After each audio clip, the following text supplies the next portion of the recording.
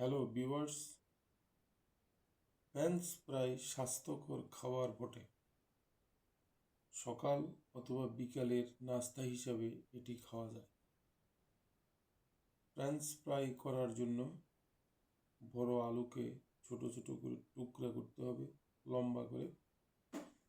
তারপর এর সাথে একটু হালকা লবণ, মরিচ, হলুদ দিয়ে মেখে একে ভাজি করা হয়।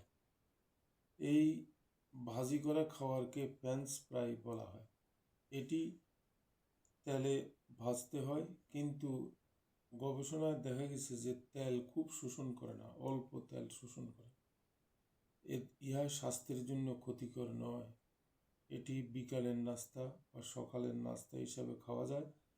এই আলুতে রয়েছে কার্বোহাইড্রেট, এটা স্বাস্থ্যের জন্য উপকার।